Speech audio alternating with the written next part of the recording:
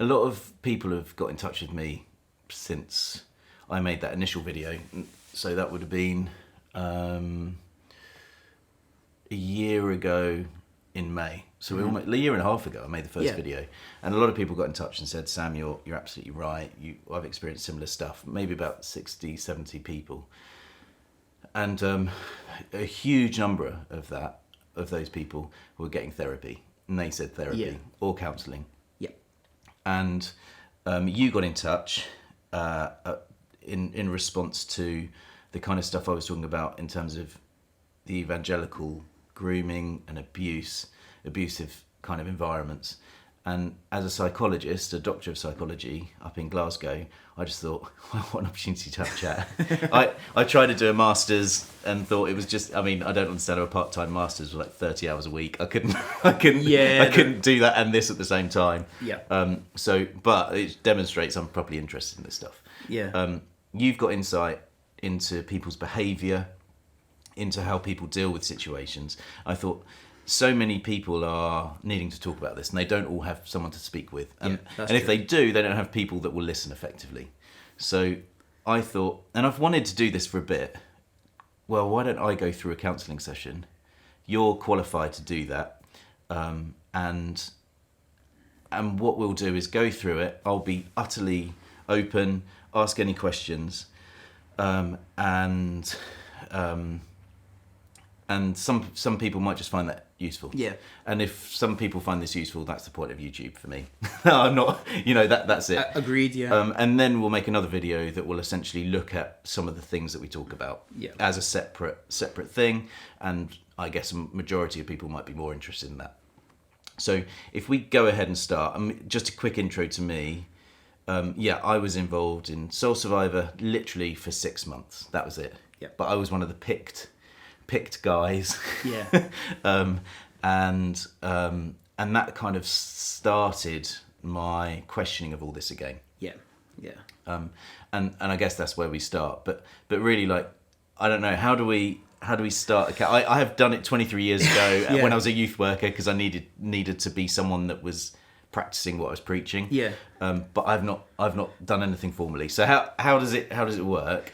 We're in my living room, not your clinic or something, but which is slightly weird. And thanks for flying down. But how do we do this? Yeah. So I guess first of all I can say who I am and a bit of what I do. Great. So I'm a health psychologist. I'm also a CBT therapist. Whenever we were talking off camera, you were saying you really want to see what the process would look like in terms of somebody who's had difficult issues with the evangelical process, and if they came to counselling, came to therapy, what would that be? The type of therapy that's got the best evidence base for it is CBT, which is cognitive behavioural therapy. The way that works is somebody comes in, for whatever reason they're interested in getting counselling, getting help. The first thing that we do is we don't necessarily assume that we know where the problem is. We have a good chunk of time exploring, saying, right, let's look at all the different parts of your life. Let's kind of lay them all out on the floor. Let's see where you have struggled in the past, where you struggle in the present. And we do, a whole sort of assessment. Usually takes about 2 or 3 sessions just for that assessment process. Right. So it's a bit like if you're getting your car MOT'd. Yeah.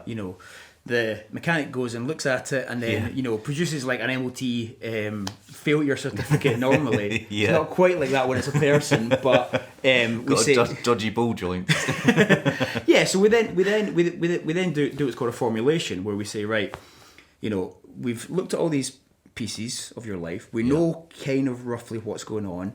This is where things have gone wrong in the past. This is where things have gone well. How can we then start to kind of make interventions happen and make change happen in your life? Because one of the big problems with therapy is that people think I'll go for 1 hour a week and not sort of change anything else in between. I always say to people, it's a bit more like going to a personal trainer than it is like going to the doctor. Yeah. Where if you go to a personal trainer once for your physical fitness, once a week for an hour, that will do some good. Yeah. But what will really do good is changing how you live in between hand. Yeah. So therapy is a bit like that. It's the okay, you know, here's some ideas about how we can bring about change. What can we try this week? And then you'll maybe try some things, see if that helps, see if it doesn't, and then come back. Got it. And kind of change it. So a good therapeutic process should last between 12 and 16 sessions. So, okay, so in this instance, we're cramming the MOT part. There's usually 3 into something really short. Yeah. Okay. Yeah. So the first thing that I would do with somebody is I would ask them, just what was it that made you interested in coming along? What was it that made you interested in exploring this? So, where I'm up to now is, because I always think people were invited to speak to the independent safeguarding team when the news came out, and I didn't, because I didn't trust the process. Right, I guess I'm quite a cynic, just generally. Yeah. But my experience also was reflective of what happened for other people, but massively reduced to like a single, maybe twice. I don't remember. It was so long ago. But the Telegraph, the journalist for the Telegraph broke the news that Mike Pilavachi, Reverend Mike Pilavachi, MBE, was abusive, and that language was used more and more, of scores of young men over a 25-year period. Mm-hmm. And I was at Solskjaer in 99. I was invited to his flat with someone else. We wrestled with him in his flat. Okay. I don't remember. I don't remember much about it at all. I remember we beat him.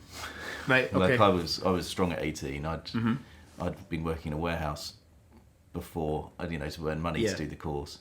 And the other guy was fairly similar to me.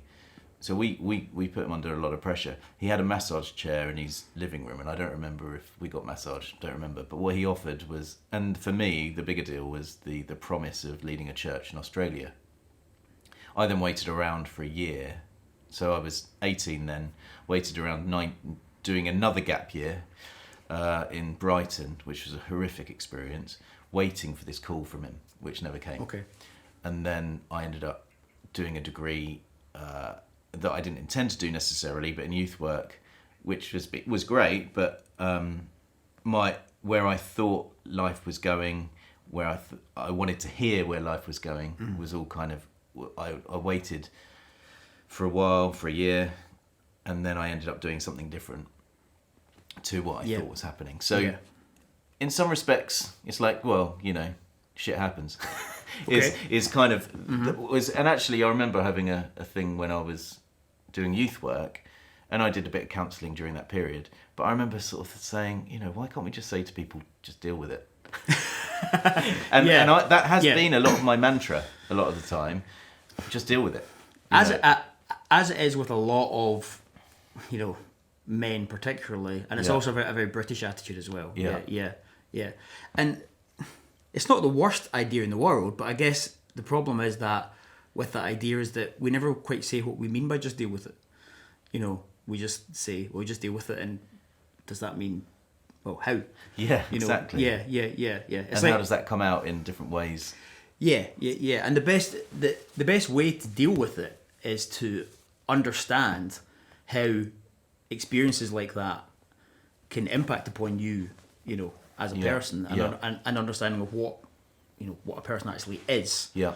And if you understand that, then you can say, right, well, experiences like this that are negative generally affect people in A, B, and C way, and then you can stand back and say, right, has it affected me in these ways? So that would be the best way to deal with it. Yeah, but in general, people, whenever people say just deal with it, I think what they mean is to ignore it. Yeah. And I think that's what I'd done effectively. Yeah. But when the news came out, I thought actually I hadn't been going to church.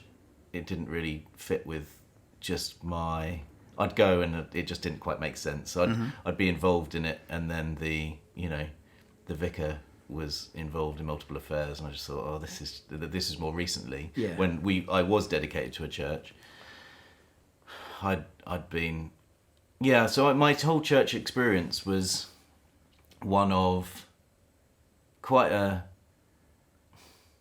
basic, I want God to use me. I want God to use me to affect change in society and communities among people. That was so basic. That's what I wanted to do. And whether that was with music, whether that was as a youth worker or something else. I even looked at ordination at one point. I was trying to figure out how can you use me? Yeah. And so when the news came out, the kind of beginning of this stuff, and sure, I mean, there was a heck of a lot before in my teenage years at school, in various church things I was involved in and festivals, which was Soul Survivor as well. Yeah. But when the news came out, it was I was just really disappointed. I guess that's the word, and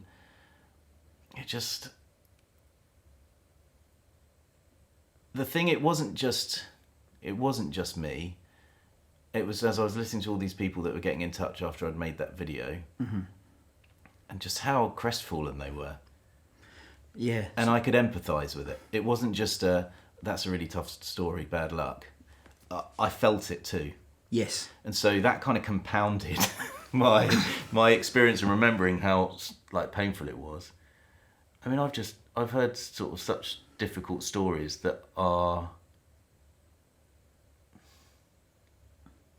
uniform. Yeah, the same story again and again, and not just Soul Survivor, I presume, but other. No. Yeah. Yeah, well, like you said, there was a vicar who later on, you found out he was not who he said he was. No. And I was 30 then, so I'd been around the block. Yeah. But I just thought, my faith I was like the archetypal evangelical. Yeah. I read my Bible back to back. I fasted. I remember fasting for 4 days, 5 days maybe. As a teenager. Yeah. I'd pray for a stranger. I'd pray in my school. I played a worship song I'd written in my sixth form. I remember my English teacher crying. Right. Okay. I felt the Holy Spirit in my sixth form. There were 180 of us all kind of, and it was a bit bizarre, just in the morning before lessons started or whatever. And this is when you played that song. Yeah. You remember that? Oh yeah. Yeah, I still remember that. Yeah. So you had early on in your life, you had really kind of meaningful, kind of transcendent Christian experiences. Yeah. And you thought my friend, my best mate, when I was 16, he was 15, was run over by a coach. Okay. Bless him, and he was dragged under it for 40 metres. Oh, he got airlifted to Whitechapel, which is the serious. Yeah. And I can't speak some of the things that he said to me while he was on ridiculous morphine. But we prayed, really prayed, and the youth group I was involved in, we needed God to be present in that situation, and I believe that He was. He didn't die. Yeah. I mean, he was terribly injured, but God was involved in that situation, however that looks. And we can't. I'm not the sort of Christian to want it to all be tidy, because life just isn't. Yeah. And the older we get, the less tidy. We can't make sense of it in that way. Yeah. But I went into Soul Survivor, taking that worldview into it, and believed that as a kid, I was going into this situation where everyone else thought like that and wanted to live like that. Yeah. And that was an intoxicating kind of environment, really. Yeah, and at that time as well, Soul Survivor had kind of national and international prestige. Yeah, so in some ways they were the sort of pinnacle of that kind of 90s, evangelical type movement. Yeah. Where it was the feeling was almost, that we've kind of found the answer to life, and it was also slightly kind of countercultural as well, in some ways. Or not countercultural.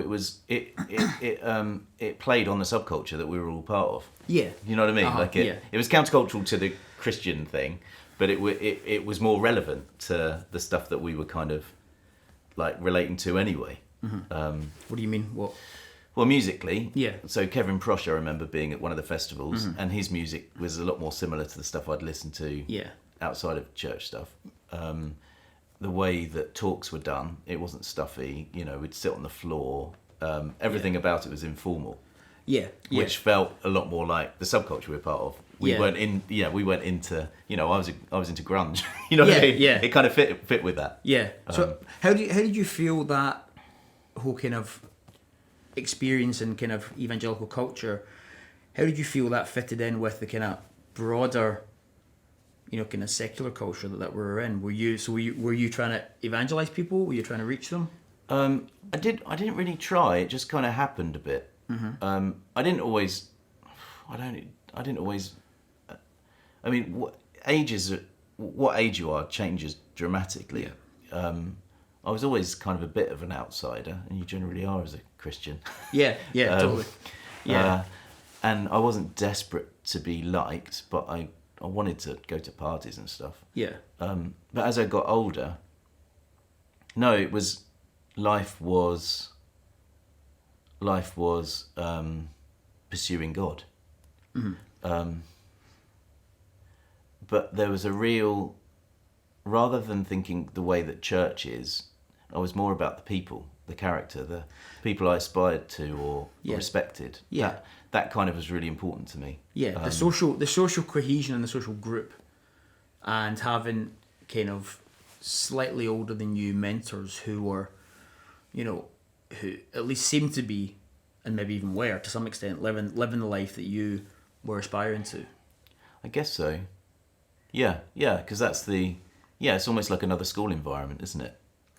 Yeah, well, I mean, I think that a lot of young guys, but young people in general, what they're looking for at that stage is you go from the stage of it's you and your family, and your kind of self-identity is defined through your experience as a child and through your parents, etc. But then at that kind of teenage stage, you basically look to kind of find your tribe, and a lot of people do it. Well, that's why the whole teenage culture, music, all those kind of scenes. That's why football crowds and groups of kind of football ultras are all teenage boys. They're looking for their tribe. Yeah.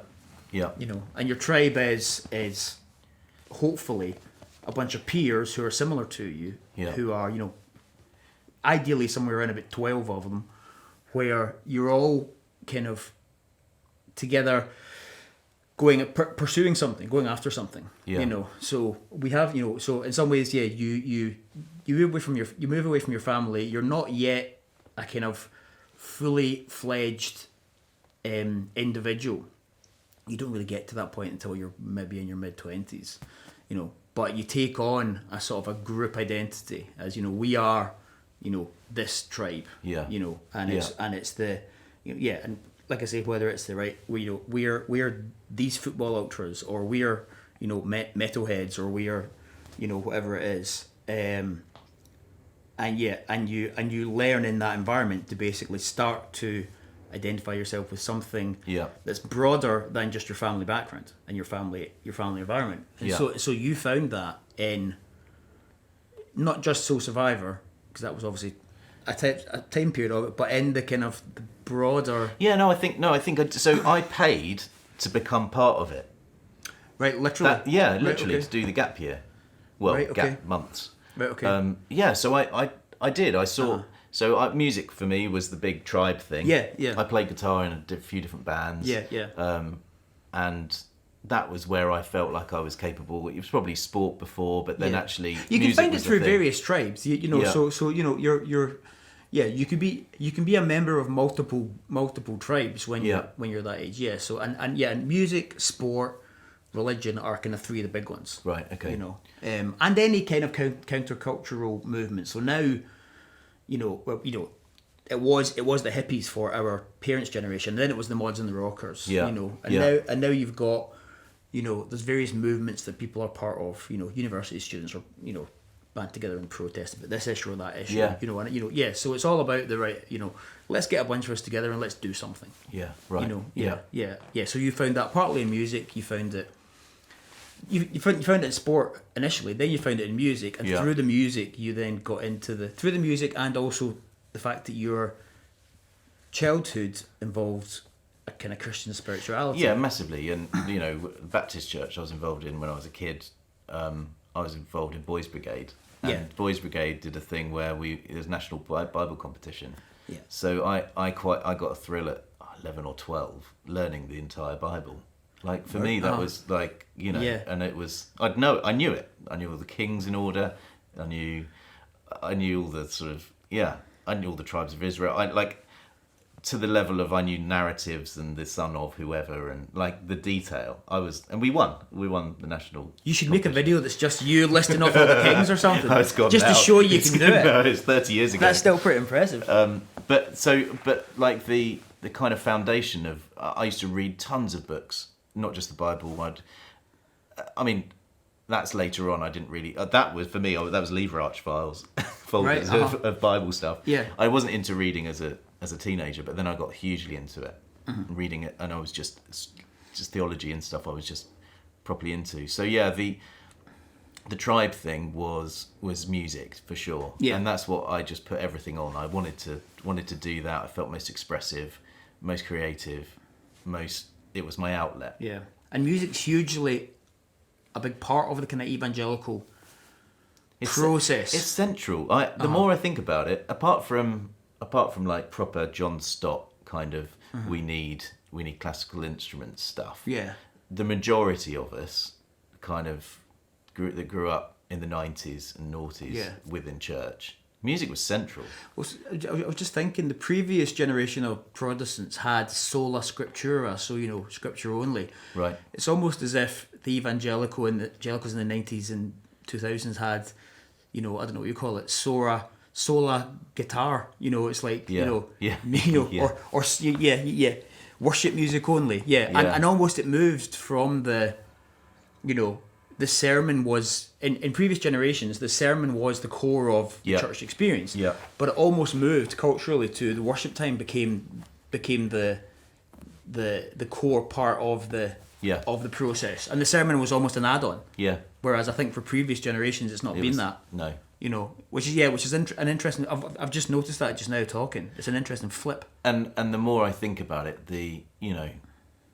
music was so important to me. But as I became disappointed or disillusioned, music I still play the guitar and I love playing it. And mates, like, we've got a lodger living with us who's like plays in bands and stuff, and he said every time I listen to you I sort of think, oh gosh, why do I even play? Which is a really nice thing to hear. But so like it is. I put a lot of time into it. Yeah, you know, it's all I did. I just wanted to learn arpeggios and different finger techniques and everything else. I've really put a lot of stuff into it, and so there's that for me. There's that loss as well, I guess. It's interesting. Yeah. So now you're saying that you don't play music as much as you became disappointed in the whole evangelical process. Yeah. So those two things. Yeah. Yeah. So And it was important, and more so then than now. Now I'm like, I get an outlet doing this stuff. Which is, I love it. I love. Yeah. So you're still exercising. I love cameras, but the music thing and the vulnerability of singing in front of a bunch of people and the jeopardy of it going wrong or whatever. I used to love that.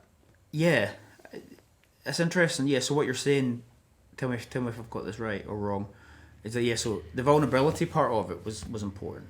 Really important. You know, and that links into the whole evangelical process, because it's then, you know, the music becomes vulnerability before an audience, but maybe also a vulnerability before God or something as well. Yeah, I used to just play on my own. I remember when I was waiting for this call from Soul Survivor, I was living in Brighton. I remember this room I was sitting in, and I used to just worship in this room. And I was staying with a church leader's house, actually. I mean, it was lovely that he opened his house, although that was quite a negative experience.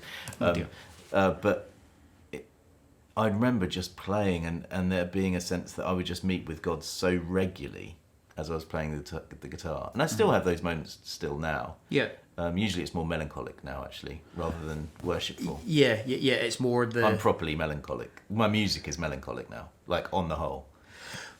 Well, they do say that, you know, what is it, a third of the Psalms are lamentations.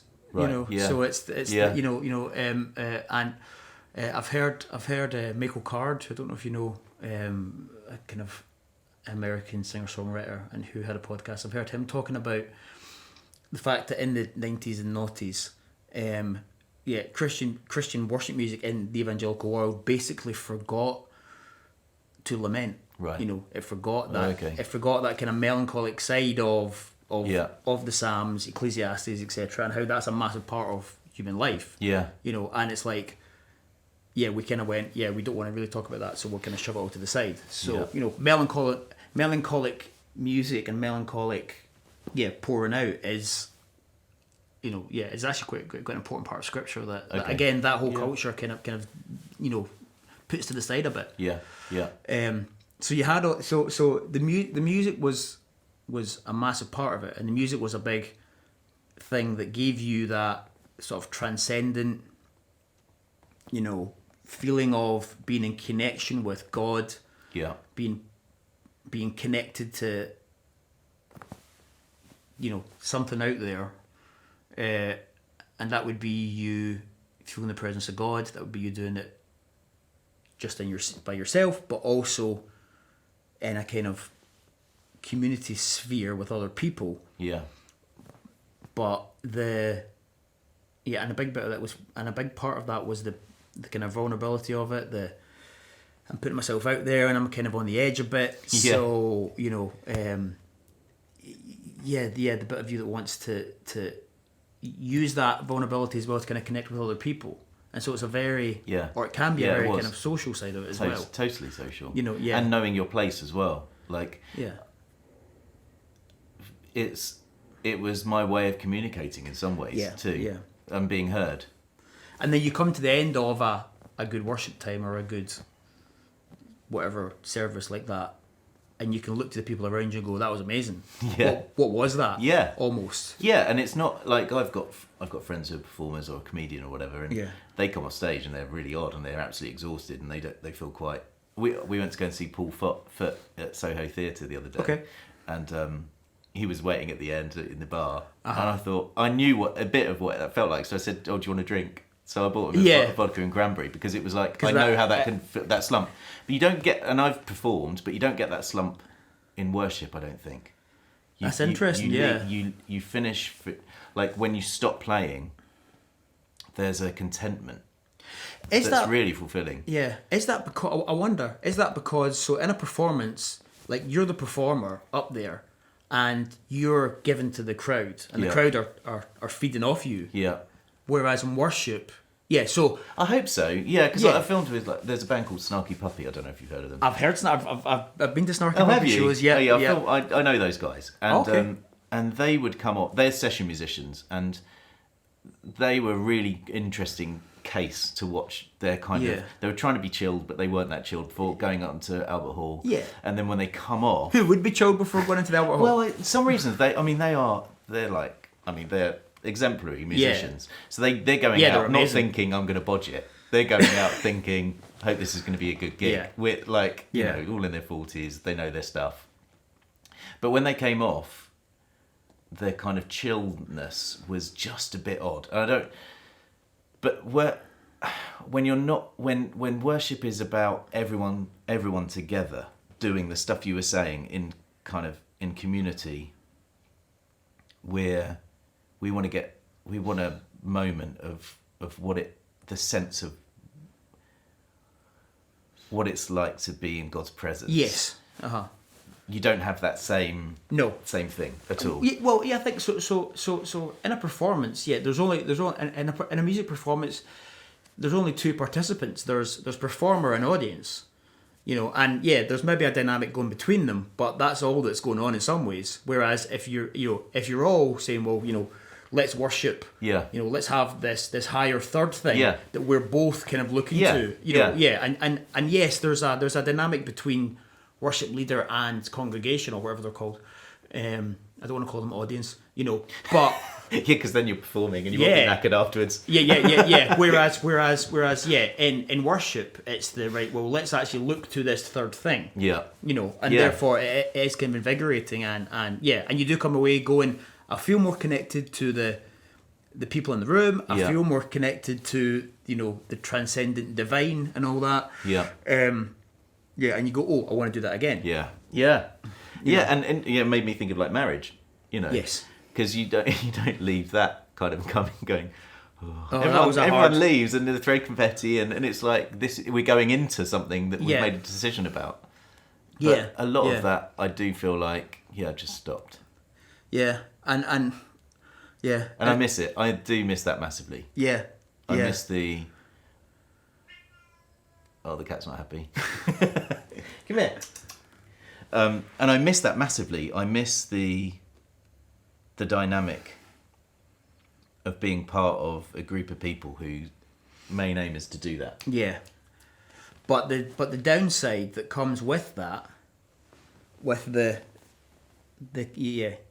downside that comes with the place where you can have that experience, is that you leave yourself vulnerable and open in a way that seems to what we now know, I think, 20, 30 years into the kind of this kind of evangelical experiment, we know that leaving yourself vulnerable in those ways leaves a lot of people hurt and damaged. Yeah.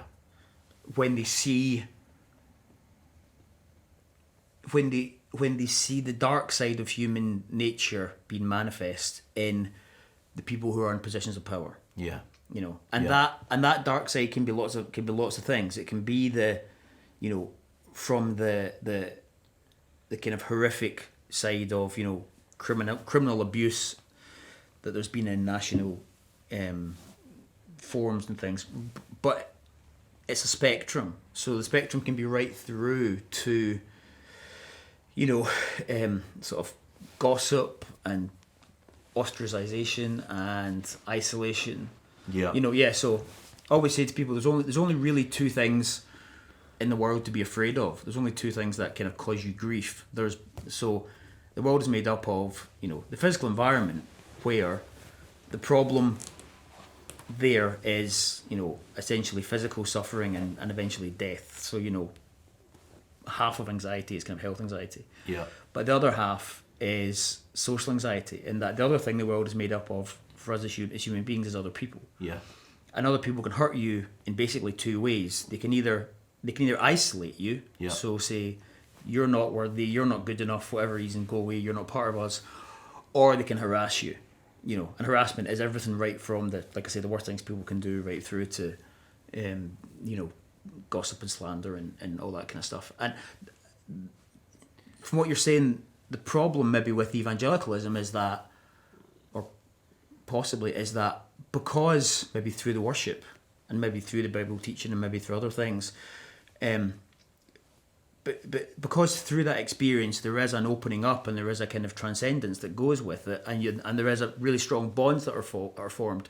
Yeah. When those dark sides of humanity are manifest, it hurts even more than it would if it's just a workplace situation or a I don't know, whatever else, friends at a golf club or something, Are you a golfer? I'm not a golfer. Neither am I. No, I I'm hate not. golf.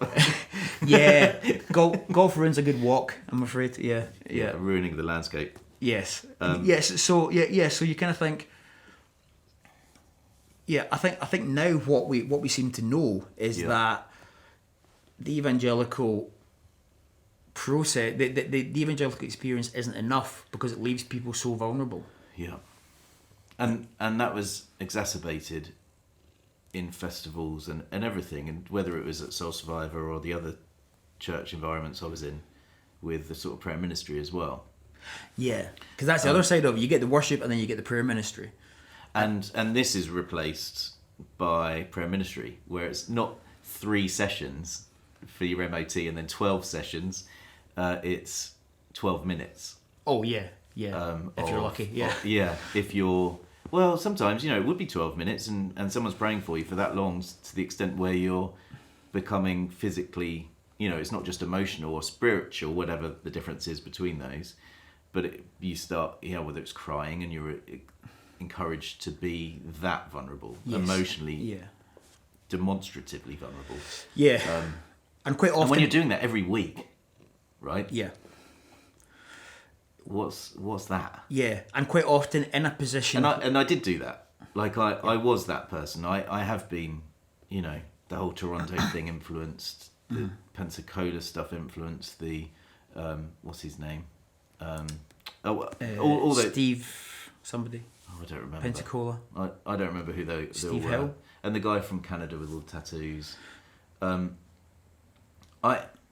All of those things, I went through this process, and each week or at the big events, I was encouraged to go through this process. Yeah, and to have an emotionally vulnerable breakdown. Yeah. Without any real resolution. No, it doesn't have a resolution. No, though. no. For what? Oh, no fruit. Yeah. So I'm kind of left now in a I've become a bit more emotional now, I think. What do you mean? I'm trying to think like how in touch. I don't know. I'm trying to think how. Doing all of that all the time. I don't know if my character has changed that much. But yeah,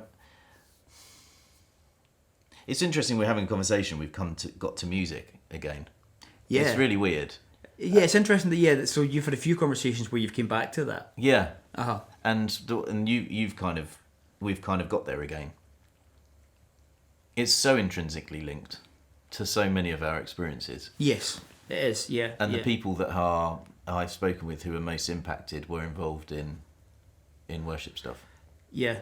Particularly the soul survivor people that have been in touch. Yeah. I think the big attraction to evangelicalism was and still is the worship, and I think that you were obviously part of that. But then what happens, or what seems to have happened, is that as the relationships with people have grown over time, and particularly with the people, so there's obviously this power dynamic as well, where you've always got the us and them, and this is when you've got the people who are in pastoral roles or people who have authority. In kind of evangelical settings, that authority figure seems to end up with quite a lot of kind of psychological control over a lot of the congregation and a lot of the people. And so you end up with a situation that's kind of in some ways set up for disaster, where you've got somebody with a lot of power, a lot of people who are vulnerable underneath them and who are psychologically connected into these individuals, to these people.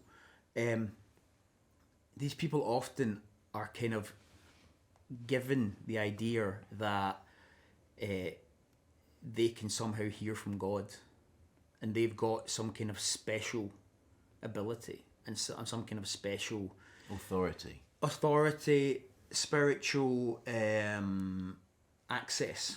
And the more, I suppose I would call kooky, but the more Pentecostal or charismatic, they'd say anointed, really affirm that. Yeah. So here's the people who have been specially chosen, and because of that, they feel like they've got authority. They feel like they are maybe immune from criticism and immune from anybody basically, or from people being able to say this problem here, because they've been specially tapped, specially chosen by God. And what that means is that their internal experiences are somehow different from other people's. They believe that. Right. Yeah. And so you've almost got this situation set up perfectly for what's going to happen next, which is that these people in authority are going to fail in whatever way human beings are likely to fail. Yeah. Or whatever way whatever their particular feelings are going to be.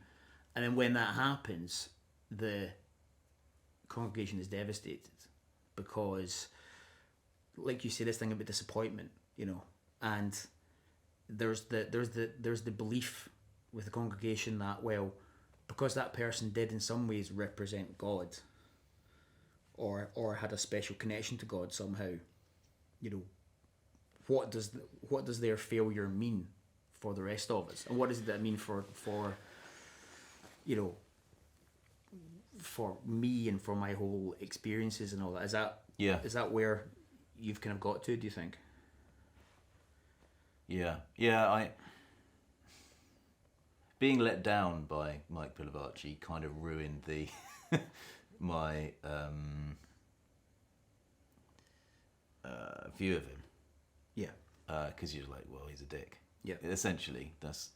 And then when you go and serve, when I served at another church, like the last one I served at, I sort of respected them. They were part of the kind of well-educated London elite, and I was being brought into that. Yeah. And two experiences again, like we were talking about, the little comments to someone can mean nothing, but to the person receiving it, yes, can be huge. Yeah, because it is replicating something else. So whether it was their intention, it wouldn't have been. It would just have been a little mark. But what it did give me was insight into them. And I remember it was a staff meeting. I think the same staff meeting, there were like 30 of us. And whether I arrived late or cycling, but the few were sit down already. And I sat down and I said something like, and it was one of my first meetings. I said, where are the mugs? And they all laughed, sort of pointing at me. Right. Where they're all like Oxford, kind of very wealthy families, London, born in London, you know. Yeah. Not me.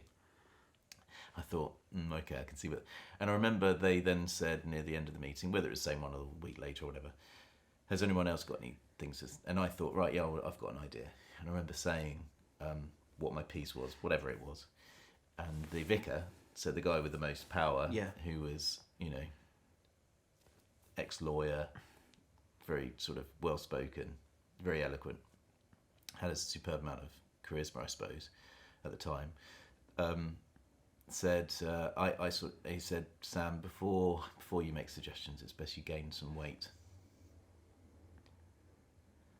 And then a few months later, I think I was there, not for a huge amount of time. They asked for my resignation because I didn't fit. So my church experience, and that was the Evangelical HTB plant. My church experience was one where all I wanted was to be in God's presence. Yeah.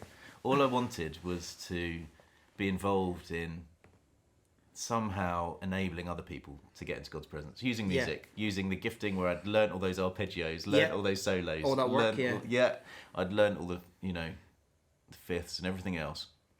I'd learnt to harmonise, I'd learnt to play drums, bass, all of that energy I used because I wanted to be in God's presence. Yeah. And to leave that experience feeling like, whoa, we've been there. Yeah. And yet all I got was, oh, well, you know, don't call me, I'll call you.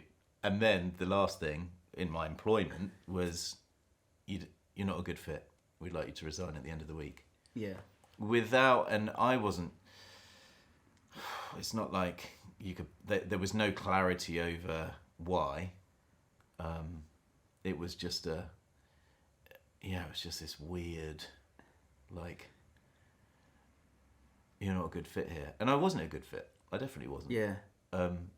But then when you hear that enough, when you experience that enough, well, then you need to listen. And so my experience with this, is the simplicity of, like when I spoke with Graham Ord, you know, he was saying it's the purity, and I think I went into this with a pure sense of, I want to be part of the kingdom of God here. Yeah. Somehow, what does that look like? How do I do it? Yeah. I want to be here. And the church says, well, it's involved in church services, or meetings. Yeah. And that's the answer. Yeah. Well, okay, that's what I'm told. That's what the answer is. Now, I totally disagree with that. I think walking through a country at war and trying to be someone that is godly is a better example. I've tried, and I've tried to figure out how to do that, and I've prayed, and I've asked God, like, what to do. But the interesting thing is that Jesus never said, go and have a church meeting. Jesus said, help the poor, essentially. Yeah, You yeah, know? and eat and spend time with, you know, a woman who's a prostitute. Yeah. Who everyone might have been tempted by, or whatever. You know, she could have been Yeah. massively hot, and And you know. everybody says to her, "Not away you go. You're not. Yeah. Yeah. He seemed to be more concerned with the. Yeah, I was in prison and you visited me, and I was hungry and you fed me. He seems to be more interested in that. But it has became a It's focused on the meetings. Yeah. It's focused on the Yeah. services. So, but I took that as writ, you know. So I thought, right, I'll learn. I want to bring what I've got with music into this, Yeah, totally. because this is an expression of what I'm being told is the thing. Yeah. So, yeah, now I'm. All of this stuff came out. I've made a bunch of videos, but I made that initial one after I read the news, after I spoke with people, and I'm kind of left in this.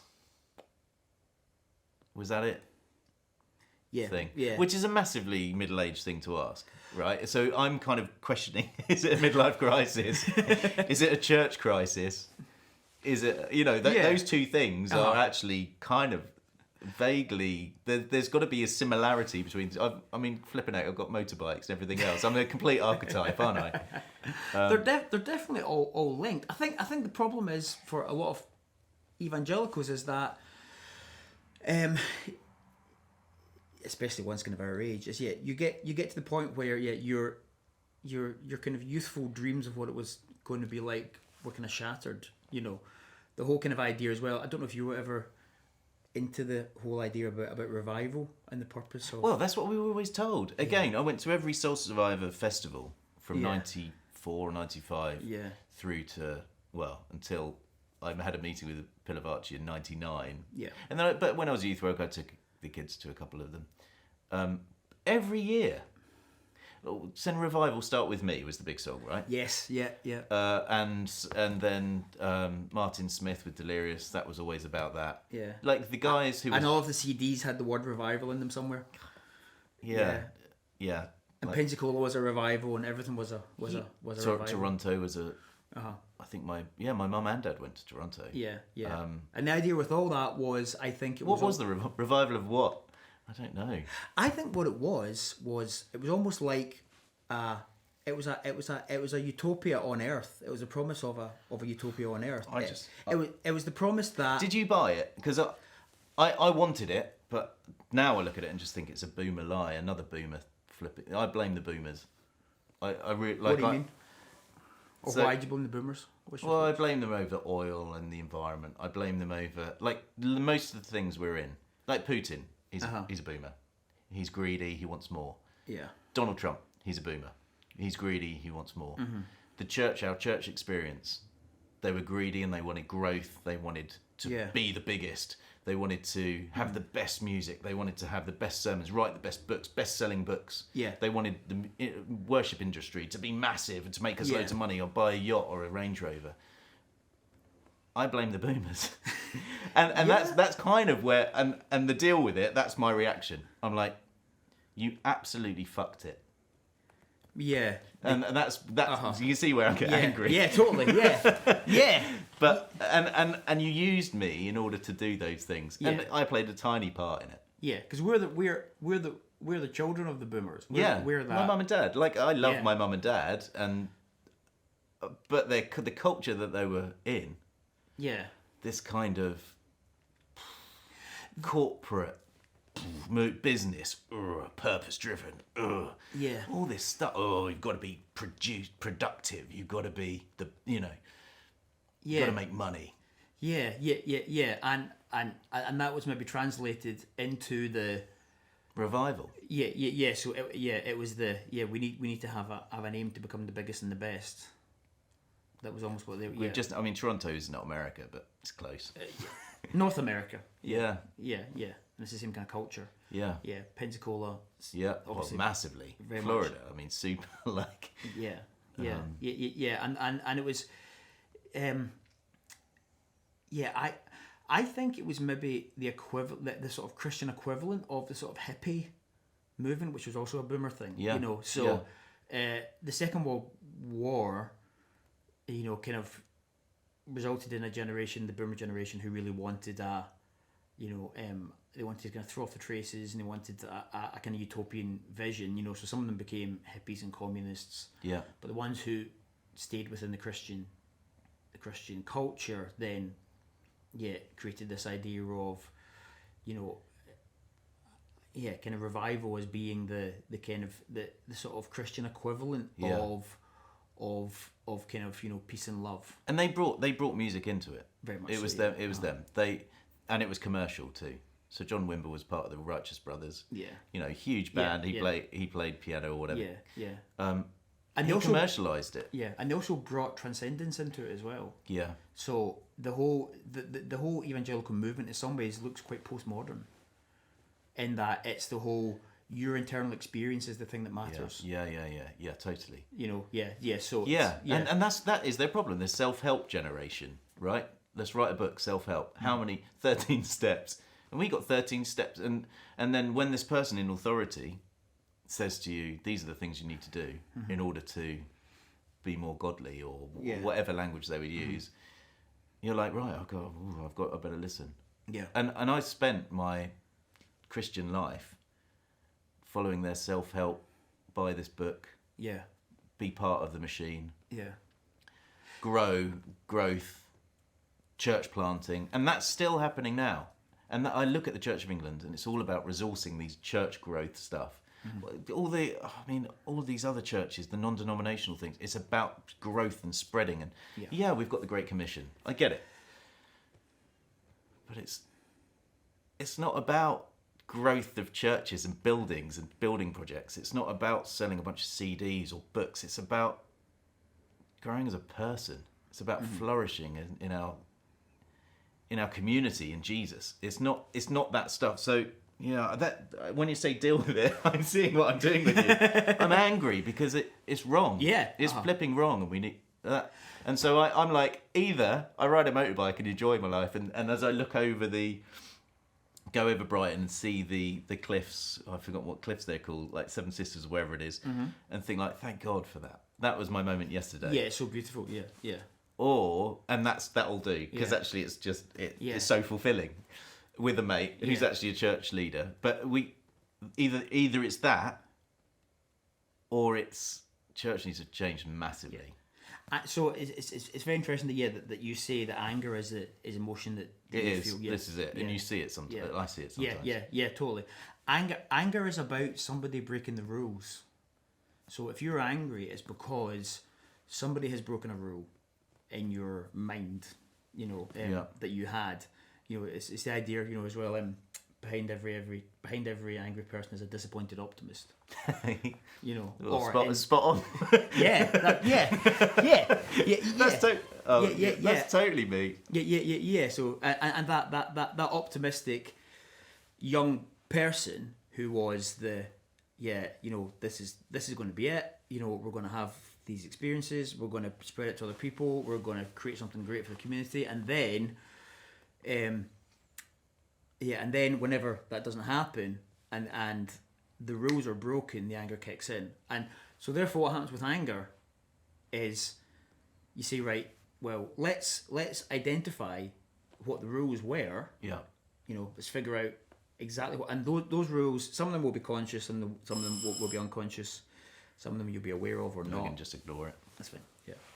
Yeah, so some of the rules that are in your mind you'll be able to articulate them. Some of them you wouldn't, unless we spoke about it for a long time. And then you figure out, right, are those rules wrong in the sense of do they need to be expanded? Do they need to be made more nuanced, or were those rules actually correct?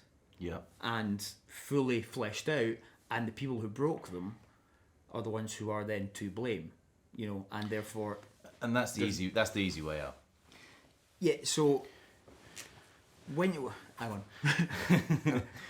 So earlier on, when I was saying about you come to therapy and sometimes you don't know if you've got a problem or what the problem is. Yeah. The way that you know is you say, right, am I experiencing too much negative emotion, right? And the negative emotions are, sadness, Yeah. fear, disgust, and anger. Although anger is kind of half positive, half negative, right? Right. And people can decide for themselves if they say, "Yeah, I'm experiencing too much of one or more Yeah. of them, and I don't know why." Yeah.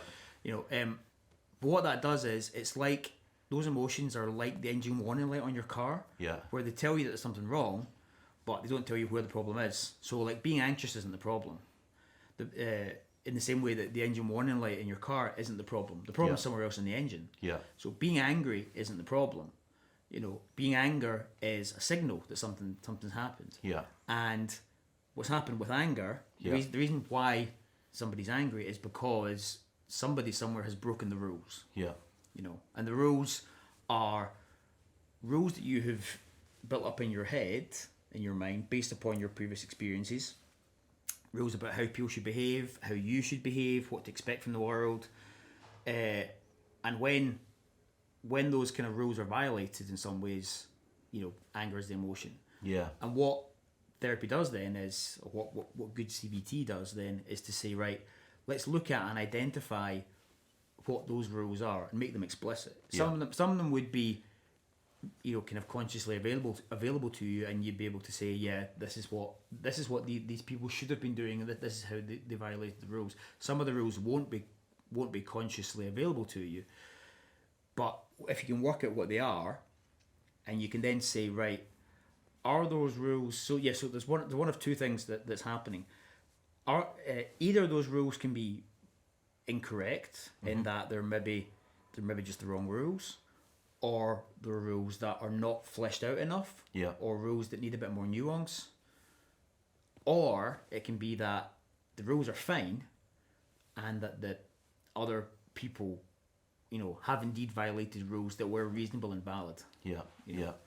And the idea, and usually it's a kind of balance in there somewhere. So usually it's that you say, right, the rules that I had, were, looking back on them now, they were not fleshed out enough to understand what was going on there, because I was young, because our unconscious rules are always quite vague and quite kind of general. But the more conscious you can become of them, the more you can articulate them, the more you can say, well, I can see there that, I was maybe expecting too much from people. Which is actually what my wife criticises me of all the time. Oh, really? Yeah. So she says you were expecting too much? Of everyone, all the time. In a relationship, Right, in okay. a colleague, when I'm hiring freelancers, she says I'm over expectant of how they should behave with me, Okay. or in an environment, or their job. And do you agree with her? Well, I did. I'm changing it now, I think, but that's always been her criticism, Right, okay. which I've needed to hear. Yeah. But she also says of me, she says I did a regular job with her for 3 years in an big agency. Yeah. But that's where she started saying this about me. She could see it in the workplace. And then she said with me that I can't do a regular job because I want to put everything I've got into it. Yeah. The same as you did with Exactly. with evangelicalism. Exactly. Yeah. I wonder if part of this is if you're brought up as a child in Christian culture, you're kind of sold an idea and told that you can't expect high standards of people. Yeah. And it's maybe that so the idea is that we can all become Christ-like, and we can all become and maybe for kids that are brought up in it, their standards are set too high. I don't know. Was that part of it for you? Do you think that requirement for high standards came from a? I don't know, but what I do know is, like, now I don't think I have that. Like, I just think Pilavachi had perhaps a bunch of desires that he didn't reconcile, and I sort of think, well, I'm old enough to know more of that, and I've known plenty of different people in it, and I sort of think he created an environment where he let himself down, but people should have been responsible for him and should have been discipling him, or discipling, I don't even want to use that word, counselling him into Yeah. you know, who did he confess his sins to, basically. But I look at that now, I reckon 10 years ago, I would have been like, what a hypocrite. And I still think that, and I'm still angry. I think, what a flipping hypocrite, you know. Who is he to use, who is he to stand on a bunch of young, fervent, disciplined young people in order to put himself on a big stage? That's what he did. So, yeah, I don't think I look at people in the same way now I don't think I expect of people because of the way I was brought up. I think it's more how I judged myself. Okay. Like, I used the Beatitudes almost like a checklist. And I managed it. Mm-hmm. Yeah. Like, sexually, you know, in my teens, it was bonkers. I was really flipping disciplined. Yeah. And then I would always take extra food when I'd go into London, you know, so I could give it to the homeless. Give it to people, yeah. I was always prepared. I would always have a conversation with someone who wanted to chat with me. I wouldn't just like shrug them off. Yeah. I'd always ask the shopkeeper how the day was going. I still do that. Yeah. But I care about people. Yeah. And that was all a big part of your idea about yourself and your self-identity. Exactly. And being critical of myself. Yeah. And challenging myself. And holding yourself to those high standards. Exactly. Yeah. That you thought everyone else was also holding themselves to. Exactly. Yeah. Yeah. We're all in this together. We're all doing this. Yeah. What a cool, exciting thing to be part of. Yeah. Yeah. But they weren't. And looking into the future, you were thinking, and as this grows, this will become better and better and better. Yeah. But then you find out that the people who are in this, particularly those who are in that authority position, are not sticking to it. No. You know, and not just not just one individual. Like you were saying, it's you had that experience in Soul Survivor, but then you also had the experience of, being told that you needed to put on weight. You also had the experience of being told that your face doesn't fit here. And also the experience of being laughed at, of saying, oh yeah, where's the mug? Yeah. And then also the experience of the vicar who was having affairs. Yeah. So all of those experiences, and I presume there's others as well. Oh yeah, it's all. Yeah. You've got similar. Yeah. You know.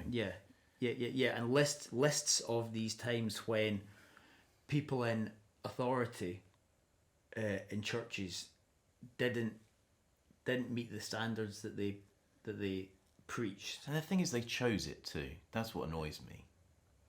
What do you mean? But they chose to do that. They chose to lead a church. Yes. They chose it. Yeah. Yeah. And a bit of you wonders Why on earth do they do it? Why were you doing that? If you were then, if you're just like playing, if you're just playing with it, you know. Yeah. And now, so do you feel like you've gone from being optimistic to being cynical?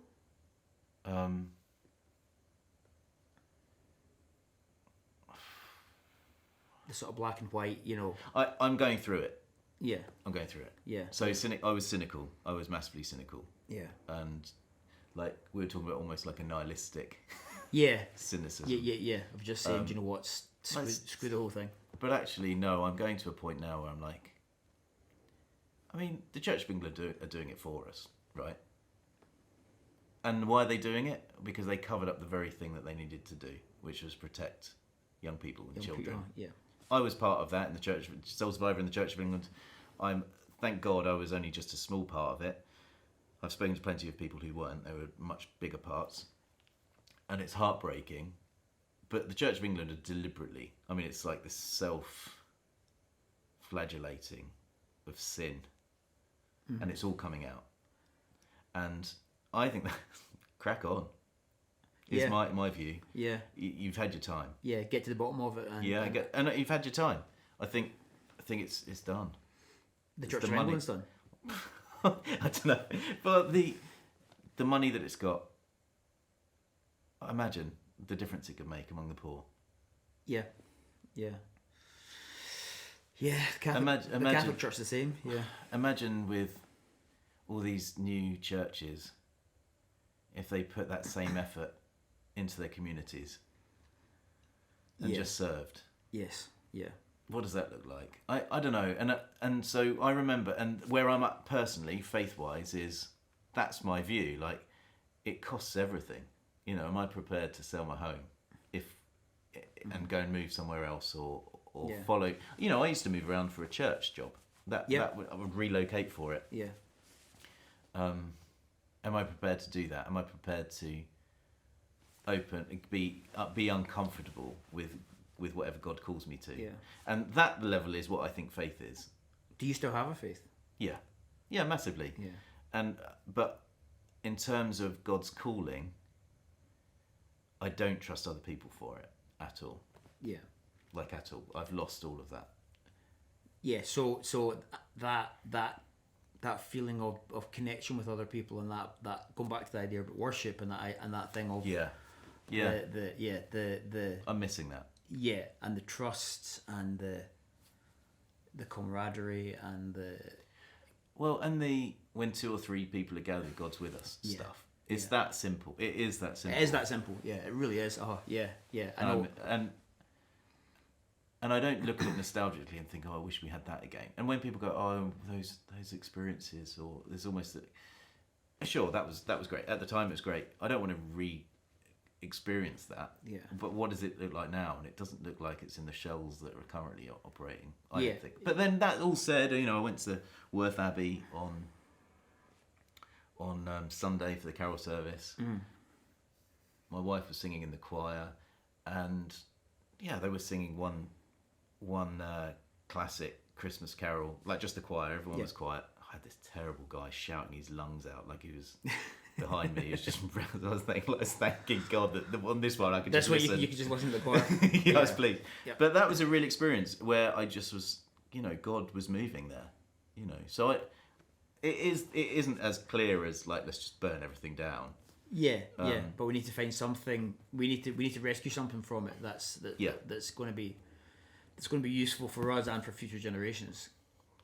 Yeah, that hasn't been torn up. Whenever you're kind of going through life, what you're doing is you're kind of building your own mental structure, your own cognitive map of the world.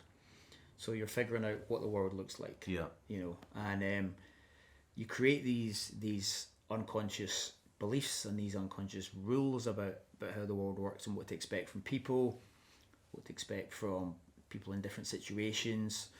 You know, so how nice people are, how much people are going to take advantage of you. You're building up all these kind of rules based upon your experience. And then what happens is, as you go along in life, so long as those rules are kind of vaguely leading you in the way that you want to go, and are kind of vaguely representative of what reality is like, then you're quite happy and you don't really have too much negative emotion. But whenever something happens that's catastrophic, that makes you go, hang on a minute, the map that I had of the world in my head is clearly wrong, because I didn't see that coming. So this happens whenever people have any kind of massive relationship breakdown. So, you know, if somebody, if you know, if you've been married to somebody for 10 years and then, you know, your rules and your beliefs about this relationship is that, you know, I'm in a good marriage and I can understand, you know, where I'm at and I know what makes this person tick, etc. Then all of a sudden you come home one day and you find that they're in bed with one of the 3 people that they've been in a relationship with for the past 5 years, and they're leaving you tomorrow. What happens there is that you have this massive shock of negative emotion, And it's not just that your future is disrupted because all of a sudden you thought you were going somewhere with this person, now you're not. But your present is also disrupted because you're not where you thought you were. No. But also, you don't know how deep that goes into your past. So maybe it's clearly I didn't understand this person. Maybe I don't understand people at all. Maybe I don't understand myself at all. Where have I actually been? Because you thought that you were in one type of relationship and one type of world, and then you realised that wasn't the world I was in at all. And that's what happens whenever somebody goes through an experience like that, and then after that, it takes an awful long time to sort of recalibrate and change what your understanding was and has always been through your whole story. And it's very similar, I think, with the deconstruction of the evangelical process, where the catastrophes have happened in various places for people, and it's now that I don't know where I'm going to go in the future. I don't know what my Christian faith looks like, but I also then have to look at what exactly was going on in all of these situations, and did I misunderstand this person who was in charge, or did I misunderstand all people that are in charge anywhere, or did I misunderstand people, or did I misunderstand myself? But this is where the Christian thing differs, and I think is in some ways worse than the divorce, is that did I then misunderstand God? And did I then misunderstand the underpinning nature of reality itself? And I think that a lot of and this is where you get people who say, right, do you know what, just throw the whole thing away, get rid of Christianity altogether. And I think in some ways that's a valid reaction to all this, because it's saying, well, there is a reasonable question to ask, to say, well, where was God in all that, and you can, and for every individual person, it's about figuring out for them how kind of deep down that kind of chain of beliefs the problem goes. In general, the more prone somebody is to experience negative emotion, the further down the chain of belief systems that problem will go for them. So some people who are, not particularly prone to negative emotion for whatever reason, they're they just generally don't feel particularly anxious or too depressed. Person A goes wrong, or does something that violates the rules. Person A who's in power. For somebody who's low in negative emotion, they can say that was just a mistake that person made, and they can then ignore it, and it doesn't affect their map. It doesn't affect their unconscious cognitive structure. But for people who are higher in negative emotion, that kind of signal of that person going wrong then spreads more. So it's that person did wrong, therefore all Christian leaders are wrong, therefore all leaders are wrong, therefore all people are bad, therefore God has abandoned us and we're all alone. And it's and the level to which each person feels the kind of pain of that will be about their own tendency to experience negative emotion usually. And then it's saying, right, so for person A, it's just that person can be ignored, and they're just a bad person, or they just made a mistake or whatever it is. But for somebody else, it's like, no, I need to now rethink my whole metaphysical reality. I don't think there's any right or wrong level at which it should affect each individual person. It's different for different people. What do you think of that? Does that make sense? I'd want to say there is a right and a wrong. That's me being, and that's an evangelical thing, right? They do love a right and wrong. Yeah, they do. Yeah. Well, some people. Because I'd want to say that, like redemption is a big thing, and abandoning all of it, where's the space for redemption for that person? It doesn't mean that you need to kind of forgive and then embrace fully, but in some respects there is something like that. And so for me, I feel too lost to say, to hell with it all. I know there is a truth in it. Yeah. And so for you, it doesn't go. No, it doesn't go down to the metaphysical foundations of your life. No. You're still with the, let's say, take the Nicene Creed. Yeah. So, Because I've not been damaged that much. That's probably why. Yeah. Based on what you're saying. Yeah. So there's also So there's also then the level to which each individual has been damaged will also affect how deep it goes down into the foundations. And that'll be different for everyone. Exactly. But, But I think for me, I haven't been. I've rolled with it a bit more, and the punches haven't been as hard as I've seen with other people. Yeah, but the level that it goes to is possibly then the level of.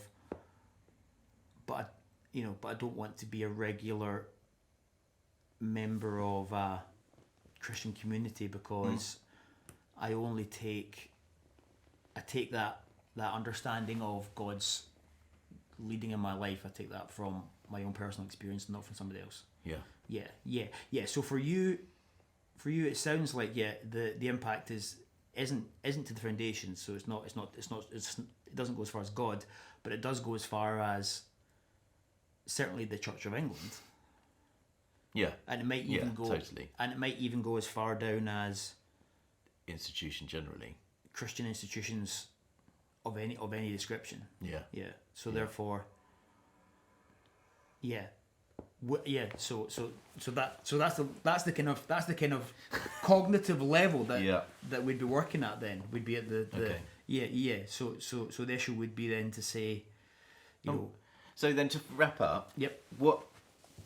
So we've had this conversation which I didn't see coming at all. I didn't know that we'd be doing that. What would stage 2 be?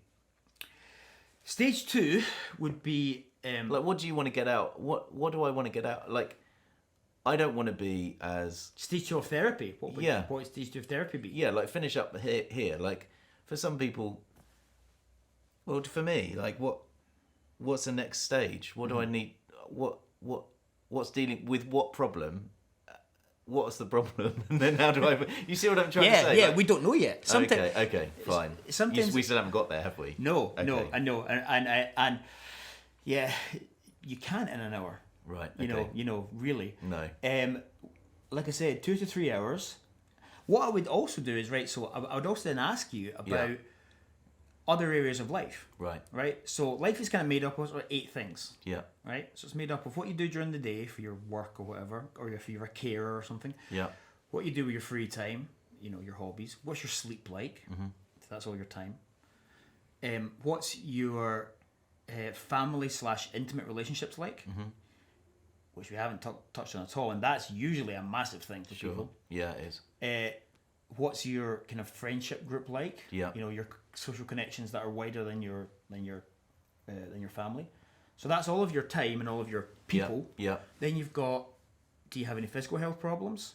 Because it may be that somebody's gone through all this and type of stuff and they feel terrible, but it may be the reason that they feel terrible is that they've got an underlying undiagnosed autoimmune condition. Yeah. And it's nothing to do with the evangelical experience, right? So you go, right, what's your physical health like? What's your mental health like? Do you have a long-standing history of whatever problems? Yeah. And then the last question is, what do you regularly put in your body? So what's your food? Yeah. What's your diet like? What's your alcohol intake like? What other drugs do you take? What's your medication like? Yeah. Right. Yeah. So that would be the next session. Right. For me, would be to say, right, let's actually, step back a bit, look at a lot of the practicalities. Yeah. Look at all these things. And then we've got lots of the other kind of notes that we can play in terms of you.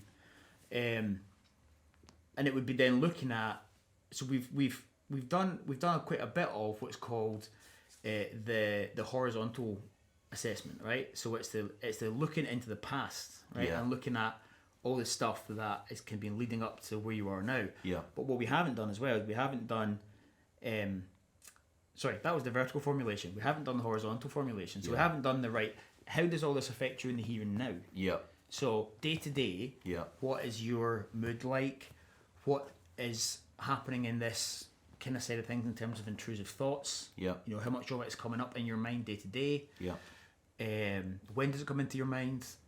How does that affect your relationships? Are you then snappy with people, or are you then withdrawing, or whatever? So we would do those two things. We'd look at, here's all the kind of practical things. We'd look at how does all this affect you in the here and now? Yeah. And then after that point, we would have the ability to then look at the formulation to say, right, something like, this is just making up an example, you know, so something like saying, right, okay, so, you know, you've always been somebody who, you know, was looking for social connection. You are somebody who's always enjoyed the living on the edge of transcendence, of kind of, you know, very creative, very arty, very into that living in a space of being in kind of the zone, you know. The way that all of that affected you when you came to evangelicalism is that you had this idea about how things would be, and it fed into the need for you to kind of live this lifestyle, this way of helping people, being part of this bigger connection. And then everything blew up, and that meant that now you've got a lot of anger. And the way that affects you now is that, you know, day to day you're going around and you're kind of always like 4 out of 10 angry, or 5 out of 10 angry, whatever it is. Right. You know, that's meaning that when you go and meet person A or person B, all they need to do is something small to press your buttons, and then you're you know, in floods of tears, or you're, you know, screaming at the sky, or whatever it is. Right. You know, Punching him. yeah, hopefully not. Hopefully not. Yeah. And then it would be, right, okay, how can we deal with how can we then deal with those things? So the cognitive work Yeah. would be looking at what are the core beliefs, what are the rules in your Yeah. mind that are making you act and feel this way. It would then be looking at changing those beliefs once you've identified them. Yeah. That doesn't change the way that you feel. So changing the way you think doesn't change the way you feel. Right. And changing the way that you feel is what people want. Yeah. Right? Yeah. The reason for that is the way that your brain is structured. But changing what you do in your life, changing the way you behave, Yeah. that's the behavioural part of CBT, that changes the way that you feel. Right. So what you do Right. is you say, right, so this would be my new cognitive structure, and then you say, right, how would my life look different? How would I act day to day in a very practical way if I believed those new beliefs, those kind of new ways of looking at the world? Yeah. And then you act that way, and as you change your behaviour, that changes the way you feel. Okay. So we would do all that, and that would take about 16 sessions. 16. 16 roughly, yeah, 12 to 16 sessions is what the evidence says that it works. Neat. Okay. So there we go. Thank you. Thank you.